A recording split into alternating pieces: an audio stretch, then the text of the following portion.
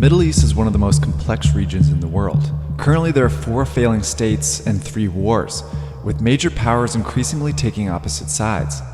Countless armed militias and terrorist groups are spreading violence across borders. The region has seen conflict after conflict going back well into the 20th century. But among all the uprisings, civil wars, and insurgencies, 2 countries always seem to be involved: Saudi Arabia and Iran. They're bitter rivals, and their feud is the key to understanding conflicts in the Middle East. The Saudis and Iranians have never actually declared war on each other. Instead, they fight indirectly by supporting opposing sides in other countries and inciting conflicts. This is known as proxy warfare, and it's had a devastating effect on the region. Countries, especially poor ones, can't function if there are larger countries pulling strings within their borders. Both the Saudis and the Iranians see these civil wars as both tremendous threats and also potentially enormous opportunities. The Saudi-Iranian rivalry has become a fight over influence, and the whole region is a battlefield. It's why the rivalry is being called a Cold War.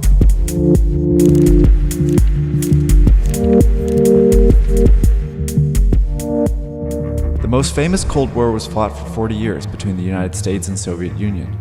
Looking forward to the day when their flag would fly over the entire world. They never declared war on each other, but clashed in proxy wars around the world. Each side supported dictators, rebel groups, and intervened in civil wars to contain the other. Like the US and Soviet Union, Saudi Arabia and Iran are 2 powerful rivals.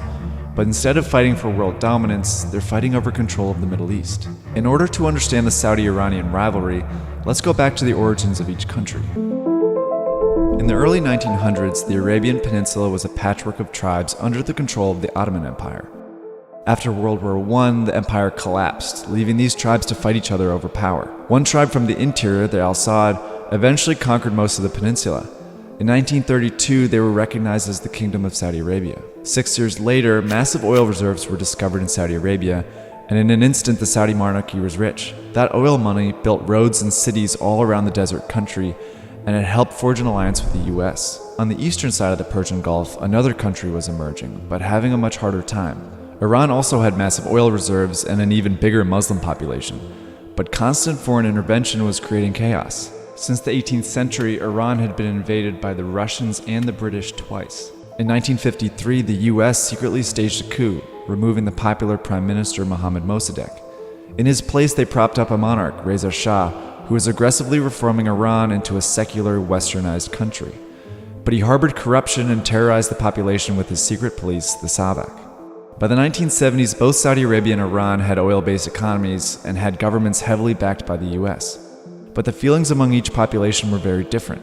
Ultimately, at the end of the day, the Shah of Iran, powerful as he was, simply didn't have the same control over his people or ultimately the same legitimacy and affection that the Saudi people felt toward their monarchy at that point in time. That's because Iran's Muslims felt stifled by the Shah's reformations, and by the end of the decade, they finally fought back. Iran's Islamic Revolution overthrew a powerful regime that boasted military might, and It's really in 1979, when Ayatollah Khomeini and the Islamic Revolution overthrow the Shah, that the real tension between Iran and Saudi Arabia began. Ayatollah Khomeini was a Muslim clergyman who preached against Western-backed secular monarchies. He advocated for a government that was popular, Islamic, and led by the clergy. And in 1979, he led a revolution to establish just that. It was a massive international event that prompted reactions around the world, especially in Saudi Arabia. The Iranian Revolution terrified the government of Saudi Arabia. They were fearful that Ayatollah Khomeini would inspire their populations to rise up against them exactly the way that he had caused the Iranian population to rise up against the Shah. And there was a religious threat too. Up until now, the Saudis had claimed to be the leaders of the Muslim world, largely because Islam's 2 holiest sites, Mecca and Medina, are in Saudi Arabia. But Khomeini claimed his popular revolution made Iran the legitimate Muslim state. And there is another divide. Saudi Arabia's population is mostly Sunni, the majority sect of Islam, while Khomeini and Iran are mostly Shia.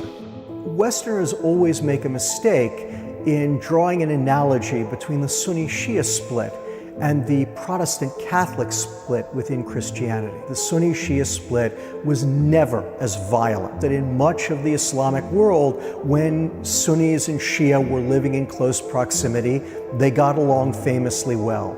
So while the Sunni-Shia split was not a reason for the rivalry, it was an important division. After the revolution, the Saudis' fears came to life when Iran began exporting its revolution. This CIA report from 1980 details how the Iranians started helping groups, mostly Shia, trying to overthrow governments in Iraq, Afghanistan, and Saudi Arabia. And they prompted the Saudis to redouble their efforts to fight against Iran. They bolstered their alliance with the US and formed the GCC, an alliance with other Gulf monarchies. The stage was set for conflict. On September the 22nd, Iraqi planes attacked Mehrabad airport outside Tehran. Iraq was gambling on a short, sharp campaign. The rise of Iran as a regional power threatened other neighboring countries as well. In September 1980, Iraq, under the rule of dictator Saddam Hussein, invaded Iran. He was hoping to stop the Iranian Revolution, gain power, and annex some of Iran's oil reserves. But they didn't get far. The war bogged down into a stalemate, complete with trench warfare, chemical weapons, and heavy civilian casualties. When Iran started winning, the Saudis panicked and came to Iraq's rescue. They provided money, weapons, and logistical help. And so it becomes critical to the Saudis that they build up Iraq and build it up into a wall that can hold back the Iranian torrent that they have unleashed. The Saudi help allowed Iraq to fight until 1988. By then, nearly 1 million people had died. The Iranians largely blamed the Saudis for the war, and the feud escalated. Fast forward 15 years, and Iraq again became the scene of a proxy war.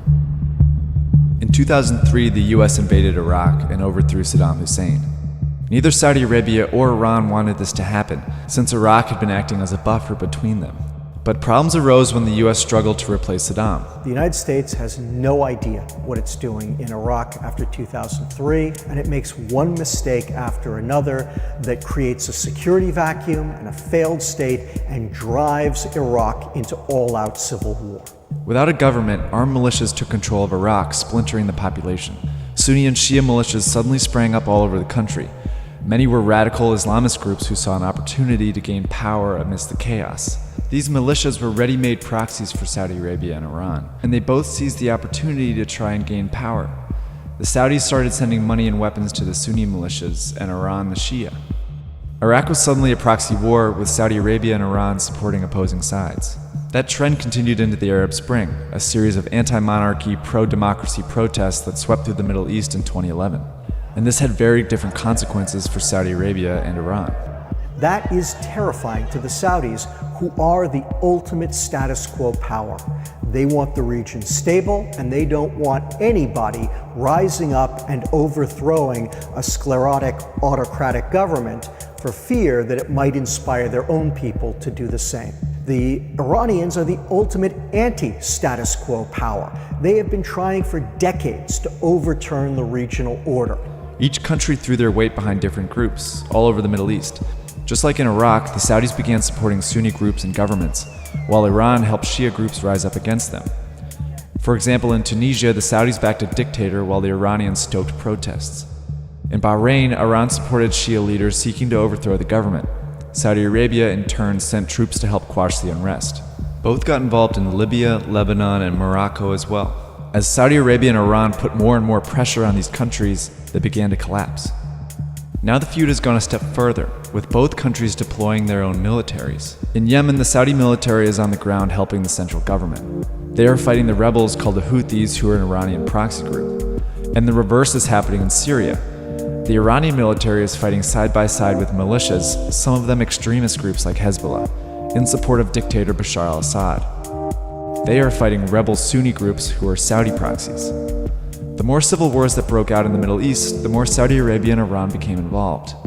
Neither the government of Saudi Arabia nor the government of Iran are looking for a fight. But the problem is that these civil wars create circumstances that no one could have predicted. Both the Iranians and the Saudis feel their vital national interests are threatened, are in jeopardy, because of different things going on in these civil wars, things that they blame each other for. Now the Cold War is drawing in other countries. The Saudi government is threatening Qatar, a tiny Gulf state that was developing ties with Iran. Meanwhile, in Syria and Iraq, the terrorist group ISIS is nearing defeat, and both the Saudis and Iranians are angling to take control of that territory. It's a Cold War that's becoming incredibly unpredictable. As the Middle East continues to destabilize, it's hard to say how far these countries will go.